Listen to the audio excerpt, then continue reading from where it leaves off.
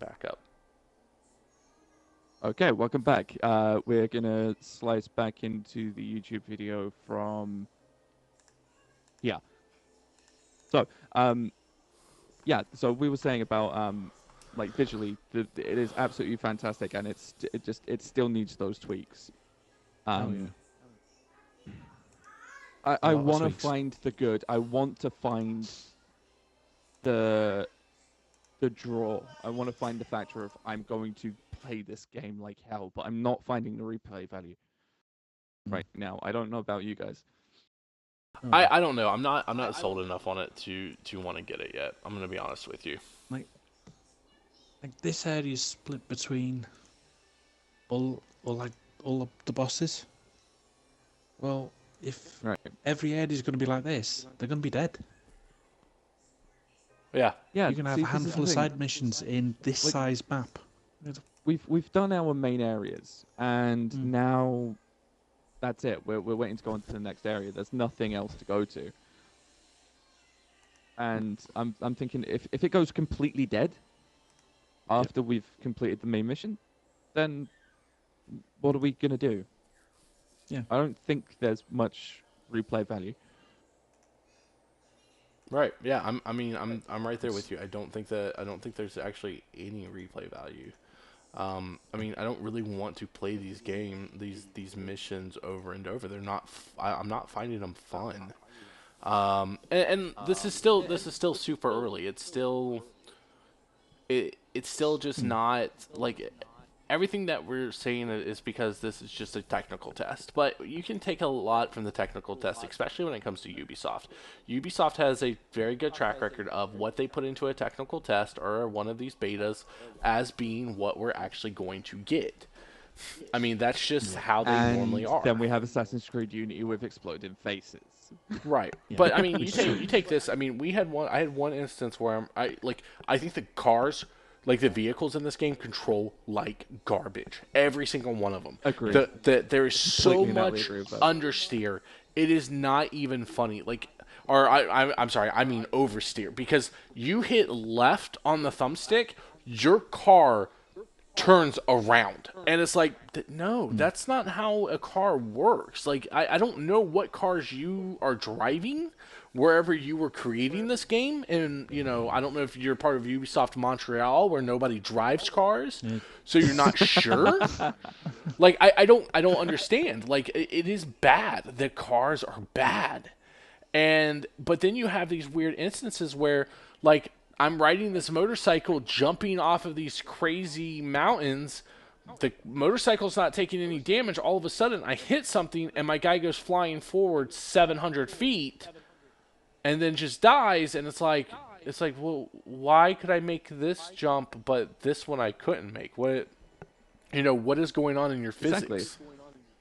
And then there's times when you can just take like standing full damage, and there's a matter of inches between you and you're dead. Um, and then you can land again from a greater height, and you're perfectly fine. Okay, so we've got our first question here, and this one's from Kiss My Turkis. We love this guy; he's awesome. We stream with him a lot. If you guys haven't found him on the YouTube channel, you definitely must. So, how's the gameplay compared to original Recon games? Nothing. I It would is have to throw that to you nothing. guys. It is. I mean, Yeah. I'll take this portion right here. It is nothing. The only thing that this feels like is it took some of the gun stuff from the last Ghost Recon. That was the Advanced Warfighter. It wasn't even advanced. What was the last Ghost Recon? Warfighter 2, wasn't it? What I thought there was one on the. Was it just Ghost Re? Was it Advanced Warfighter 2? Was that the last one? I With the think it turrets? was, yeah. One Like of you them- could put the little turrets down, and I could have sworn there was like one other one that just like that was like Ghost Recon Future When was that? Warfare, Future Warfighter, or something like that, wasn't Yeah. there? Yeah.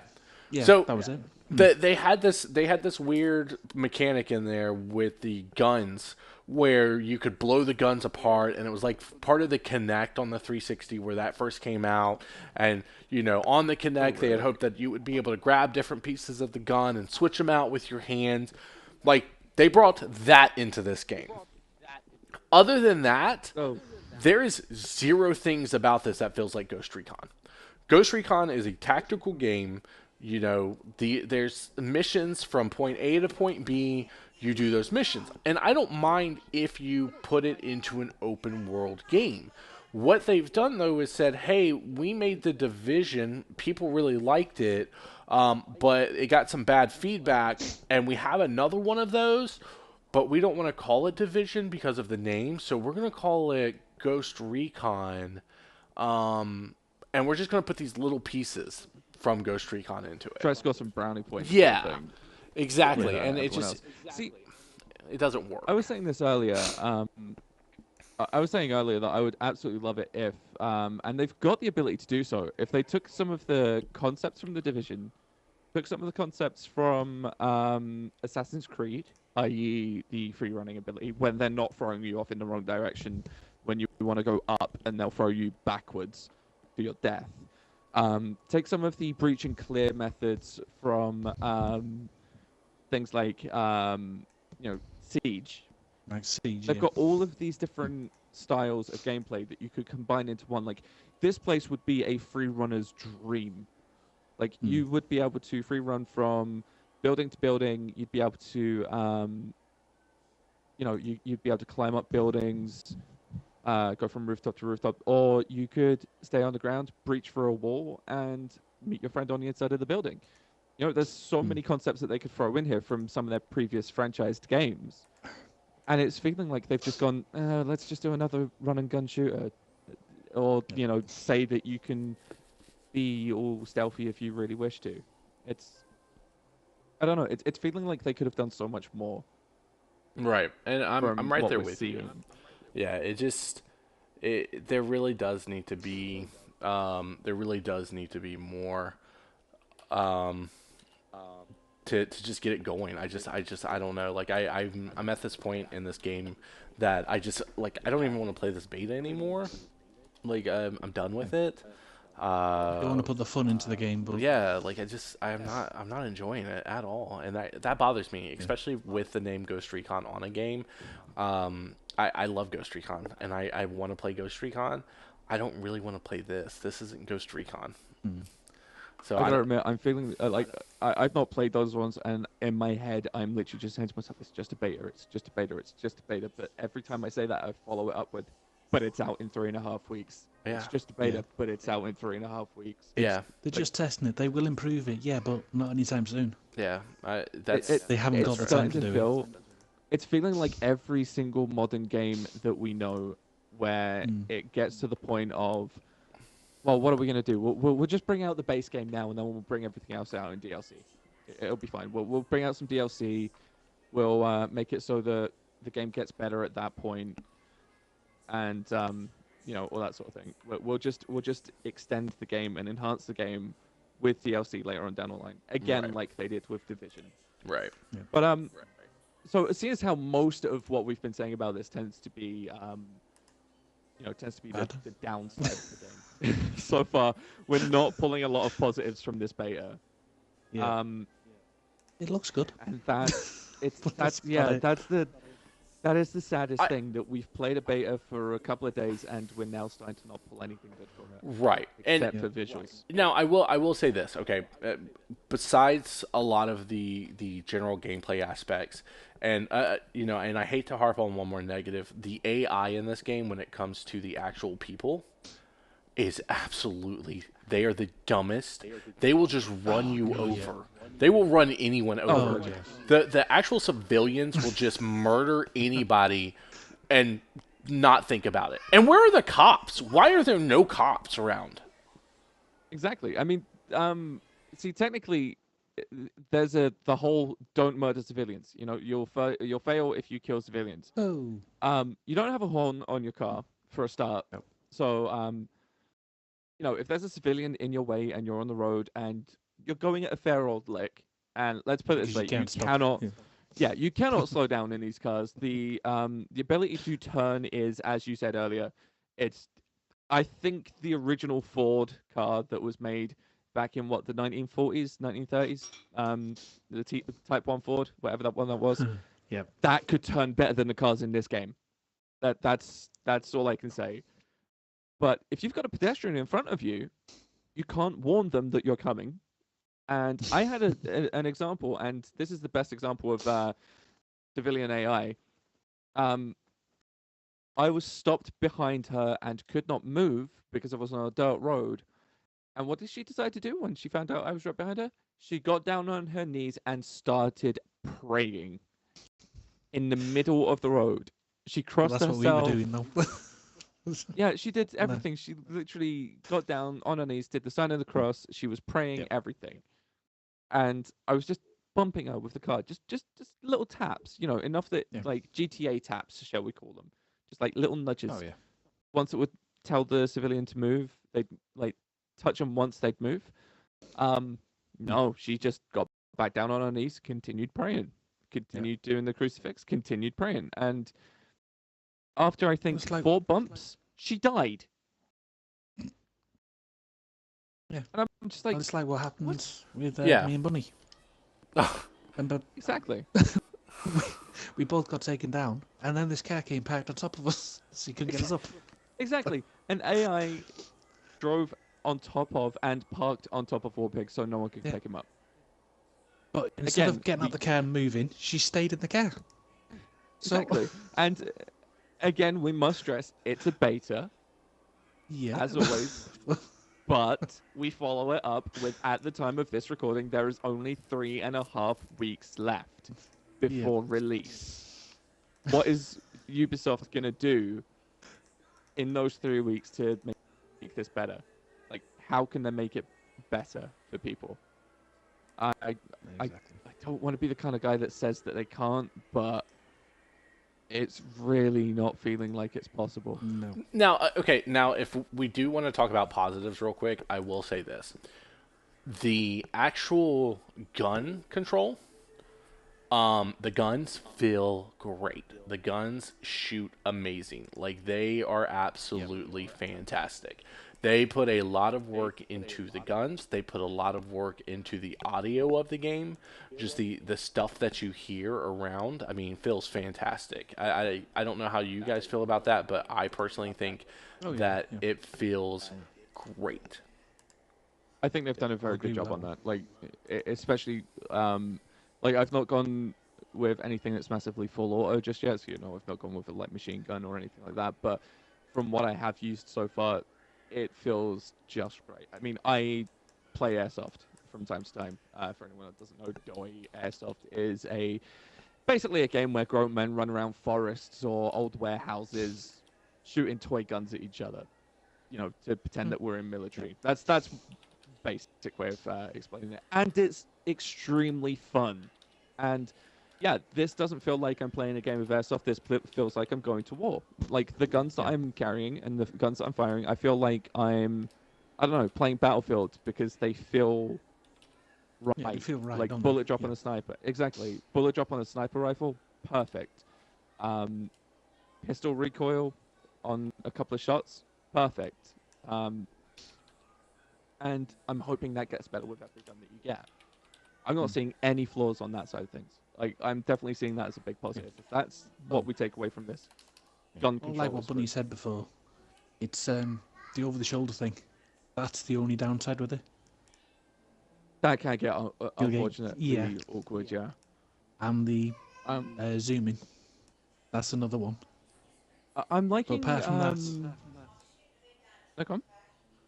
No, like with the snipers, you had to find a specific one just so you could properly zoom, wasn't it? Well, Right, yeah, no, I see what you that mean. will be fixed in the scopes. in the real Oh, game, yeah, because exactly. you'll get all that stuff. You'll get to be able to find those scopes and stuff like that. So I'm not Oh, too yeah. worried about that. But yeah, in the aspect of what this is, yeah, it's it's annoying.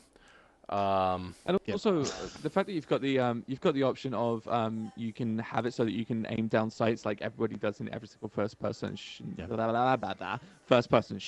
is the words I was going for there. And the second that you release the trigger, you're back at third person over the shoulder. I love that concept. Or Yeah. you can go to the third person over the shoulder when you're running around to the first person over the shoulder aim down sight sort of thing as well. So you're still aim over the shoulder while you're firing. Yeah. Which is good for a lot of third-person gamers as well as a lot of first-person gamers. So as we were saying, customizability is absolutely brilliant. It's not as in-depth as you would hope, but again, as we stressed, it's a beta, so there's probably going to be more. Gun customization, brilliant. You know, the fact that you can paint certain sections of your gun something completely different compared to the other one. Absolutely love that concept. Always have. You give me something that has creation, I will spend hours doing it. Right. That's the thing that I enjoy the most. You know, and if the game does bring something more to it with full release, then I want to say more power to it. Bring it on. It's absolutely brilliant. I want to see more from this game. I am hoping against all hope that this game gets better. And like you can see on screen now, like I mean, like the game, when Jay looks around into the environment, like it's amazing. Like it's closed beta footage. Like the ghillie suit looks good. The way that it moves is really nice. It's nice. It feels good. Like it really truly does. But I don't know. It's a lot, and I mean we're harping on the negatives of this, and it's a bummer. Like it truly is. And I kind of we are really being harsh on this. I agree, but I think this thing came out so hyped, and I mean really hyped, that it's play anything, do anything, do it as you want. But did it? Like let's sit back on that real quick, because did it really? Like, I mean, I haven't really heard a lot from Ubisoft in this game since that big announcement at E3. Like. I mean, a lot of mine's all third person. Yeah, like, but it just kind of from what I've been seeing, I've seen. Yeah, this is true. I mean, a lot of my hopes come from people that I know that follow, like, you know, everything when it comes to, you know, every sort of unknown internet source to all of the big games companies and all that sort of thing. They sit there and they're following every little word of it. And I've followed everything that I can get on it, and everyone that's got their hands on anything before this beta came out was literally sitting there going, it's brilliant, it's fantastic, it's going to be the best game ever, it's going to be Ubi's best game of the year, it's the best thing they've done since bringing out Assassin's Creed 1. And then you go, that's a lot to live up to, because Assassin's Creed 1, look what it did to a franchise, you know? I mean, that gave us what we know today of Assassin's Creed. I mean, don't get me started on Assassin's Creed. That's going to be for another thing entirely. But you're the exact opposite that's going to be on that. So okay, that's going to be a new thing entirely. All right, and, okay. So but, I think we're all in agreement on this, and you know, this game it has potential. It really does. It really has a lot of potential. Agreed. But you know, I think we've harped on the negatives of it enough, and I think closing bits. I mean, is this a day one purchase for you guys, or is this a hold off and see what happens with it? For me personally, if I knew that I wasn't gonna if I knew that I wasn't getting a way of getting it day one or around release time, I probably wouldn't be buying it straight away. Okay. I'd be waiting for more to be released. All right. Possibly waiting quite a few months. I wouldn't be instantly grabbing it. Gotcha. Okay, what about you, Warpig? And where are you standing on this? Well, I mean, we're talking. This is a something full else coming out at the time. Yeah. retail If game. there was something else coming out at the time, I'd probably get it, or close to. Actually, that's a fair Because point. there's something coming out, Sorry, go on. I'd probably get something else instead. Not this. Yeah. I was saying, because this is releasing, thinking about it, this is releasing at the same time as Mass Effect Andromeda, I believe. Yeah, the Yeah. same week, Yeah. So, which is going to kill I mean, this. that we can try, if we've got enough time, we might touch on that towards the end. But, Bunny, what about you? Would this be a day one purchase for you, or would you wait bargain basement or bargain bucket type thing? I'm bargaining this one. Like this one's a bargain. Like that, there's no way around it. This is a bargain for me. Like I will wait until. I mean, honestly, because of the way that I purchase my games, I don't really do them digitally. I still get hard copies for most of my stuff. You can always pick them up within a week or two for a lot less than the $60 retail. I might just do that. I just can't see myself buying this day one. It just doesn't. And I may be wrong. Like See, I that right may, there is I may get on that Tuesday or whatever day when it comes out, and I might watch a stream of somebody playing this, and everything that we've talked about may be totally different, and I may just be like, no, that this is a purchase. But right now, from what I'm seeing and the content that I'm seeing of what I kind of have a feeling that the rest of the games is going to be, this is not a day one purchase for me. Yeah, I will admit this is definitely one of those ones that we feel like I want to be wrong. I want to be blown away. I want things to change so much. I've got so much hope for it, but I think the expectation is a bit too high as opposed to reality. So, Did your guy with just that do a being said, backflip? Okay. he did do a back roll on the spot. Yeah, I mean, that I don't want to mention that. I mean, when you guys see that in the gameplay, yes, he landed on a rock and decided to roll backwards on the spot.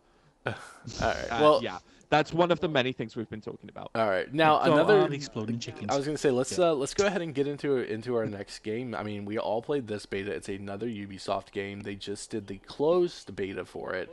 The open beta, I believe, starts next weekend for this. So a lot of people that weren't able to get into the closed are going to be able to get into this, and we are going with For Honor. Right. Yeah. Now, this one may be a touchy subject for a few people because For Honor has, again, it's another one of those ones that has been semi-hyped. From when I played the alpha, I was lucky enough to get into the closed alpha.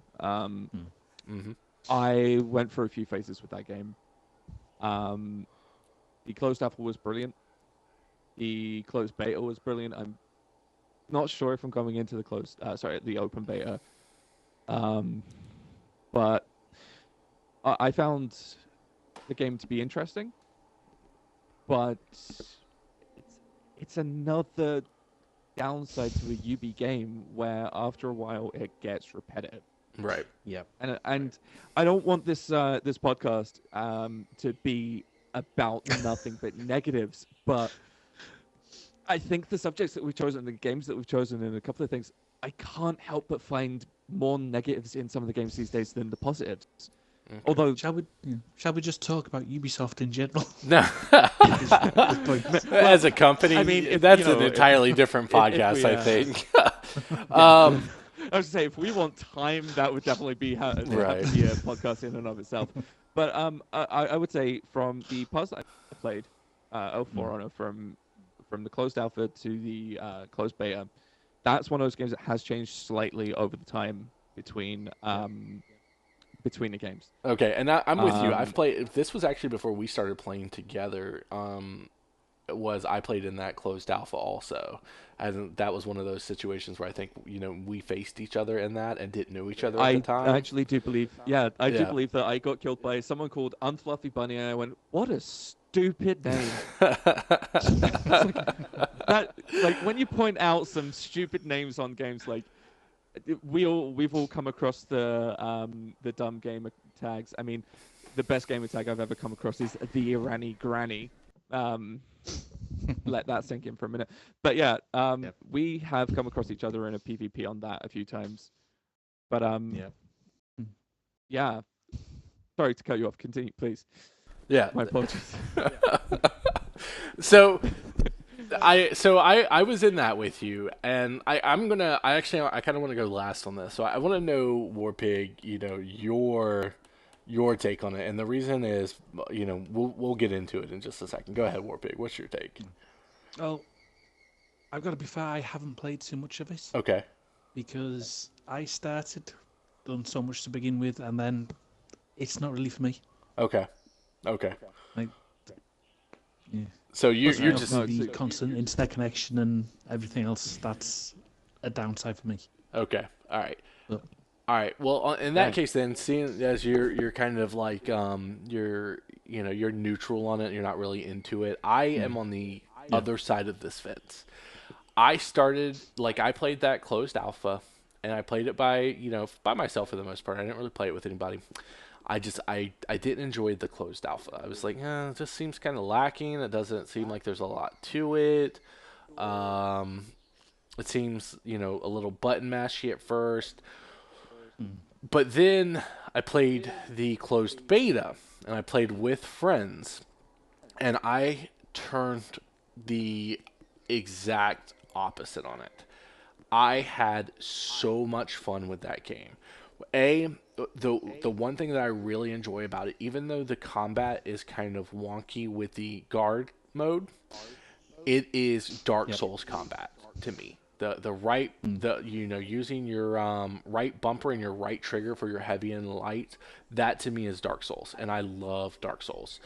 The way that your character moves and feels, I think each one of them feels super unique. I think that they all play very interestingly, and it's one of those games where it has that MOBA-esque feel where it's like, hey, I've got to know what kind of who this character I'm going up against is because I've got to know what combos could they possibly have. I've got to know what range they have because if I get too close to them or I'm far away where I can't attack but they can attack me, I'm in a lot of trouble here.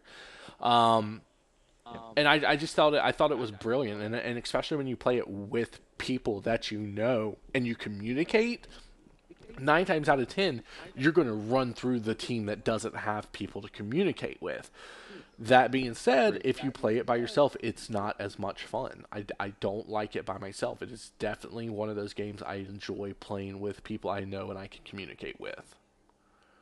I would definitely have to agree with you on that one. I mean, I do like the game. I'm not going to say that I hate it. I'm not going to say that I adore it. It's more of a I could play it, but yeah, I could play it. It's one of those ones I wouldn't be able to sit there and play it an entire day or for hours Oh on yeah. end. It would definitely be one of those ones I would play it with friends. Um, Now, as we all know from if we've ever sat there and watched any of my streams, or sat there and watched any of your streams, um, when it comes to PvP, um, I'm not the absolute best. I will never say that I'm the best person at PvP. So I wouldn't say that I'm the best person at gaming in general, but I do give it a fair shot.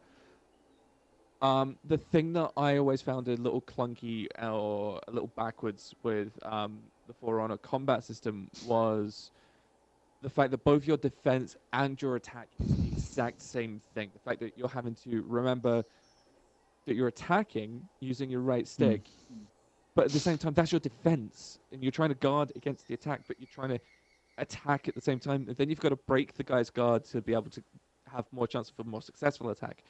But because you're trying to remember that you're, defending with the same stick as you're attacking with, it sort of gets a tad confusing. See, and I'm the And exact opposite than that because I thought that was a very interesting mechanic because you are using the right thumbstick to it's the rock paper scissors. Okay, I'm defending left. He's about to attack left. Okay, let me. So then I'm blocking left, but I know as soon as I block left, I can move my thumbstick to the right because he can't strike me again, and then I can strike because he can't move fast enough to defend from that side, or I can go over. Oh, he thought I was going to go over. He blocked up. I've hit him to the left. I can combo into this and keep going. Like, it's really, to me, like, and I love, like, you could say this that it gets repetitive, but it's like with any kind of shooter, any kind of multiplayer based game, like you're doing the same thing over and over again because that's what that game is. It's all about getting the most kills. It's like, hey, we've played this level exactly. 100 times. Oh yeah. We're going to be the best, and then that's the same. that's the area where I sat there and I was like, well, yeah, no, I can understand that this is very you are literally spending most of your time playing the same maps. You're going to be playing the same style. You've got to learn to work your style. The thing that I didn't like when it came to the PvP was I found, or at least like in my experiences, that the players that I was going up against were defending my hits on the same side as I was attacking. But the second I took my swing, they blocked it and instantly hit me back. Like there was no gap between their defensive hit and my attack missing and then being able to hit me back. Right. Like either I was playing against people who were fantastically good at the game, or I just didn't have a single clue what I was doing. Right, but Like, see, and that's the thing too, Yeah. was because if you go into each character, they have a combo list, and those combos lists have like special icons next to the move sets. So it's one of those things where like certain combos can only be started off of a guard. So that means like if you go in to attack them and they block it successfully, that literally opens up their combo to be able to attack you. So because you agreed. did that, that combo was opened and they could attack you because of it. Like there was actually a really, there's becomes this really big in-depth strategy with that game because it's a mind game on top of a a strategy game at that point. Mm. See, And another one of the things that I liked at the same time. Sorry, go on. no, go ahead. I was just gonna say one of the things that I loved at the same time is now that they've brought in the closed beta, what they introduced to us how the world map's gonna work, the entire story aspect of the thing, the fact that you only choose one faction, but what you do within that faction will affect the entire world map. But at the same Yep. time, even though you're playing as that particular faction, you are not stuck as just playing as those faction soldiers. Right. You can become um, say if you choose the samurai faction, you can still play as a Viking, or you can still play as the knights. And So sort of you're fight not for them, isn't it? restricted. Right. Yeah. Yeah, Exactly. you can still fight as them, but you're still fighting as that one faction that you chose. So you're not restricted to feeling like you're missing out on certain people. That's a plus side to that. Yeah. I mean, one of the things that I liked was the fact that you can choose to be whether you want to be playing the points, capture the points, like you would in, I know we've mentioned this before, but say you would in Battlefield, like capture the flag, defend those points, or you can choose to do the PvP aspect. It's not all just about PvP. And if you don't want to play PvP at all, you can play the exact same game styles against bots. So you can get yourself better, you can learn what you're doing, you can open yourself up to being able to play that game a bit more. And if you can't get on with playing against real people, you can always play the game against bots and still have a good time. Like I found myself playing against bots a lot more than I did against people because I knew that I could be guaranteed to have fun and not be like dead within seconds. Right. Whereas someone that we was playing with would care more about getting kills against players than defending the objectives and saying that that was the reason why we was losing when the objectives were being taken. Right. Like, And because that's we hadn't killed enough people. right, and that's where it comes into that situation of strategy and playing with your friends. Like, when you're playing with your friends, you're going to have a better time because you have that strateginess. You know that this person's not just going to run off and try to get a kill. But the one thing that I really enjoyed with it also was I really enjoyed the one-on-one combat. Like I thoroughly enjoyed that one-on-one combat because it was one of those situations where it was like, hey, this is just me fighting somebody else. Like that's it. Like we are going at each other trying to figure out, get in each other's head, figure out what to do, who's going to mess up first. Oh, they definitely messed up first. I just managed to kill them and take this lead. Exactly. But at the same time, you still have the thought of while you're doing that 1v1, the rest of the fight is still going on where even if you win that 1v1, you're not going to win the game. It's not Right. like last player standing. That kill can help towards breaking the opposing team, but it doesn't necessarily mean that you will actually win the game with that kill. Like there will still be more to do. I mean, with you saying the it's semi Dark Souls. That's the English we was going for there. I mean, we both know someone who is a great advocate of Dark Souls and Bloodborne and all forms of that game. And I mean, Tuckers, please correct me if I'm wrong. If you're watching this back at some point, I don't think it really pulls Dark Souls in that respect. But I guess the button combination of everything being on the same range, everything's still on the same area, same bumpers. That, yeah, I guess you could say is the full Dark Souls aspect. But Well, I mean, like a lot of Dark Souls streamers, like a lot of the huge Dark Souls streamers, like they are into that game a lot. Like They are all about this game. And it's I think it's because of that reason, is because it's one of those situations where it has this very Dark Souls esque feel, um, that you just don't get a lot. You know what I mean? Like, and I, you know, because me and Tarkus, specifically talked about that. Like, hey, these guys, like these Dark Souls streamers, are really into this, and I personally thought it had a lot to do with that. I can understand that. I mean, there's a lot of people that will go to what they know. Like, if something feels like the game that they've played already, they'll keep with it because it's what they know and they're usually going to be good at it. So sort of like sticks with the norm, as it were. Right. And I can see that being a big thing. Like, if it's what you believe is what you're good at, um, then people will be sticking with it. I mean, it's a brilliant game. Combat's great. Graphics, again, another graphically beautiful game by UB.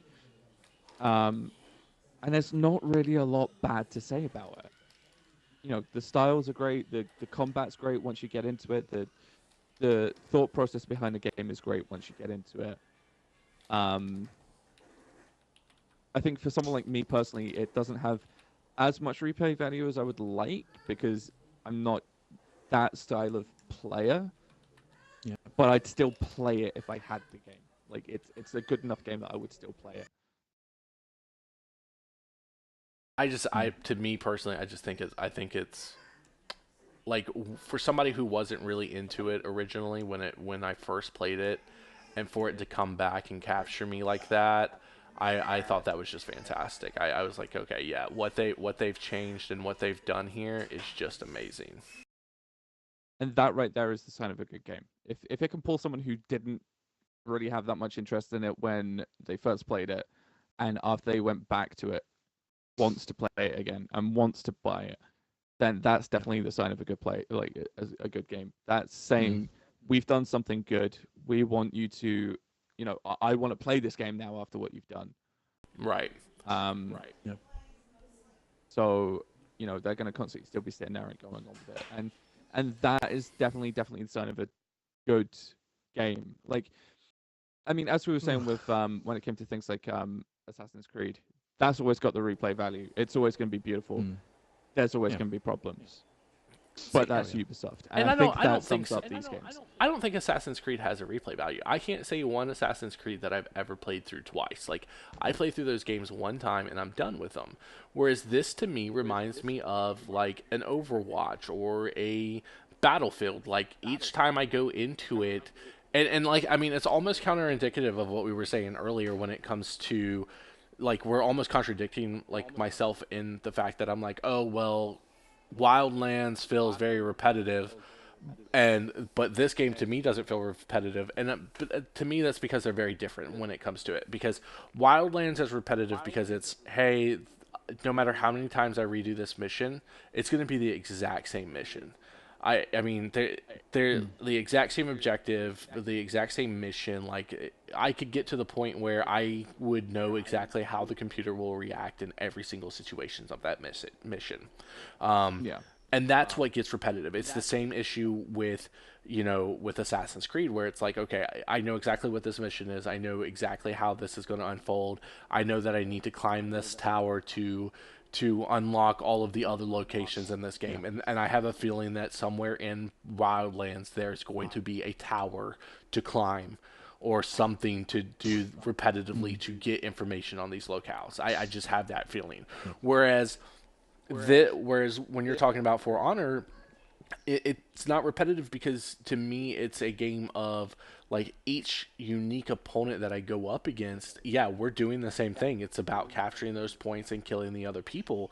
But it's like, okay, I have no idea how these people are going to do this. It's the same thing when you play any multiplayer competitive game. You could say, hey, watching a soccer game or an American football game is repetitive. Where it's like, well, yeah, the outcome is that they're trying to get to is the same, but every game's going to be different because of the unique players or the unique situations, and that's what I got from that game. And that's the draw. That is the big draw. The fact that Right. you're never going to go against the same person twice. It's always going to be different. You're always going to have. I mean, the experience is going to be different because you're playing against different people. Right. But it's still going to have the respect of you're going to be you're going to be playing the game, you're going to be going different ways, and it's always going to be a different experience. Right. But with that Oh, being yeah. said, I think from what we've covered already, we've covered up more than our fair share. Yeah. And I feel sorry for the people in the edit on this, but I think that's pretty much where we can lay our hats and say Yeah.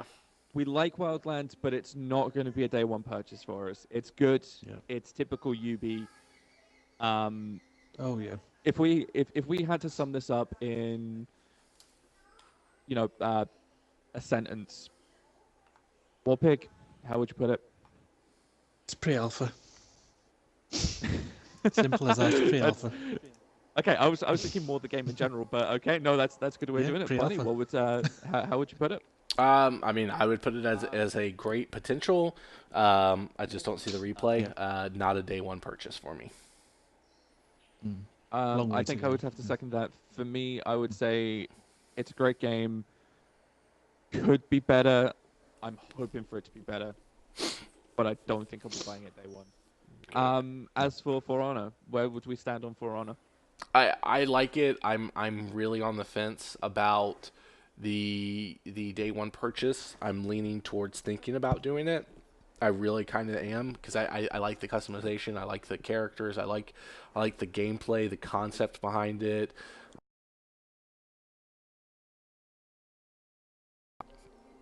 That is a good thing to hear. Warpig, how about you? Well, I think it's got potential to go like Titanfall 1 did. Be Yeah, great sounds for the good. first couple of weeks and then gone And at then the sort end, of isn't it? Yeah. yeah, no, that does make sense. For me personally, it wouldn't be a day one purchase, but I get the feeling it will probably be on my console within the first couple of days. But like the concept of the game is good, the PvP is decent, the game itself is a good game, visually stunning, everything. It's another one of those ones I would play it if I have it. I'd definitely play it with friends more than play it solo. Yeah. So that being said and done, guys and girls, thank you very much for joining us on the inaugural episode of the Asylum podcast. We're hoping to bring you this at least once a month with all things gaming, streaming, general random conversation, and just whatever we can do. Hopefully you guys have made it this far and you've enjoyed what you've heard. If you have done, please feel free to do the usual, as you hear so many YouTubers do.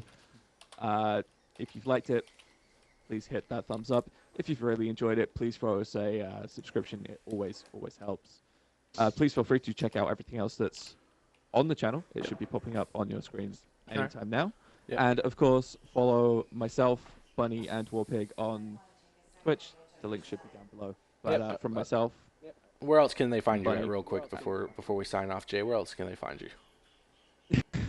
they can find me on Facebook at that Mr. J. They can find me on Twitch at that Mr. J. They can find me on Twitter that Mr. J and on Instagram at that Mr. J. What about you, Warpick? Where can everybody find you and follow you? Mostly on Twitter. Mostly on.